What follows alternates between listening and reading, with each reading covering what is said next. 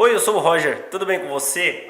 Bom, nesse vídeo nós vamos falar sobre gatilhos emocionais e como que a Bíblia trata disso. Será que tem alguma passagem, tem algo na Bíblia que nós podemos aprender e trazer de lição para as nossas vidas? Eu já te adianto que sim, e tem um personagem na Bíblia que eu vou revelar para você, que olha só, a vida dele assim é um exemplo para nós. Bom, primeiro, gatilhos emocionais são situações, são acontecimentos que geram algum determinado tipo de emoção para as vidas das pessoas que sofrem com isso. E normalmente são momentos assim de dor, algum momento na vida dessas pessoas que causaram dor, então trazem esses gatilhos emocionais e fazem com que as pessoas voltem lá no passado e sintam a mesma dor. Muitas pessoas estão procurando na terapia e isso é muito bom, realmente tem ajudado muitas pessoas. E essas pessoas precisam saber resolver esses acontecimentos que causaram dor, porque muitas vezes, é o que nós vamos ver com esse personagem bíblico, muitas vezes o que nos causou dor lá atrás pode ser a mesma coisa que vai nos tirar dessa dor, que vai fazer com que nós tenhamos uma mudança de vida. Olha só, esse personagem que eu estou falando é José. A história de José é fantástica. Tem muitas lições que nós podemos tirar sobre a vida de José. Olha só, José na sua adolescência ele teve 2 sonhos. E nesses sonhos mostrava que José ele estaria acima de seus irmãos, acima até de seu pai e de sua mãe. E quando José ele sonha e ele conta esses sonhos para os seus irmãos então começam a invejar e falam: mas você vai estar acima de nós? Nós vamos nos curvar diante de ti? Você é doido, José? Então os seus irmãos começam a ficar com raiva de José, porque ele tinha sonhos. E dá pra gente ver isso porque teve um dia que os seus irmãos saíram e o seu pai Jacó fala para José procurá-los para ter notícia. E quando José está se aproximando deles, eles falam: olha lá vem o sonhador. Vamos acabar com ele, eu quero ver o que vai ser de seus sonhos. Só que José está ali na inocência, está procurando ter notícias. E quando José se aproxima de seus irmãos então o pegam e jogam numa cova onde não tinha nada, e deixa José sozinho, suplicando lá naquela cova por ajuda, gritando por socorro, e nada dos seus irmãos o tirarem de lá. Então veja bem, por conta de sonhos, José começou a ser invejado por seus irmãos. Por conta de sonhos, José foi lançado numa cova, e posteriormente vai passar ali um grupo de midianitas. Então seus irmãos tiram José daquela cova e vende José para aqueles midianitas.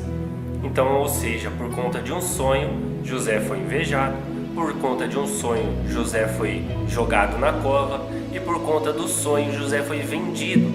José não voltou mais para sua casa depois daquele dia. E José vai para a casa de Potifar. Depois, na casa de Potifar, José ele é acusado. Vou falar daqui a pouquinho sobre isso também. José é acusado e ele vai para uma prisão. Ou seja, por conta de um sonho, José foi parar na prisão. E olha só, enquanto José estava lá naquela prisão, aparecem 2 homens. E José olha o semblante deles, preocupados, e pergunta o que aconteceu. E então aqueles 2 homens falam: nós tivemos sonhos, só que nós não conseguimos interpretar, esse sonho está nos perturbando.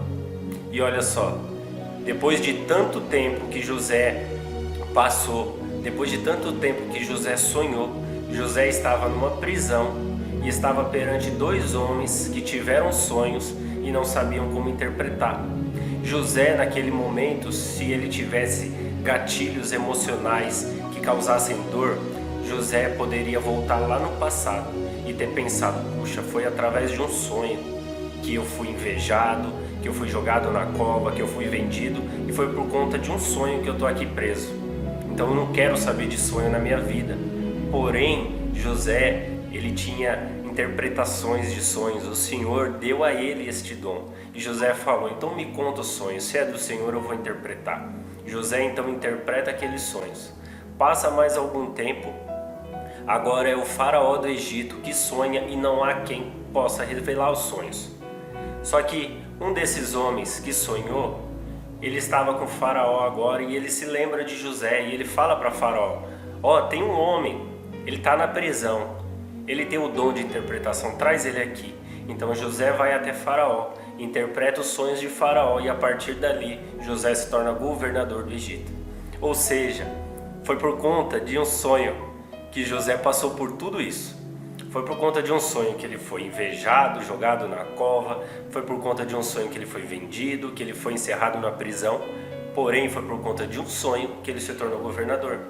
Então muitas vezes, de repente, aquilo que você está passando, que te traz dor, é algo que você precisa tratar, pois pode ser através disso que vai fazer com que você mude de vida.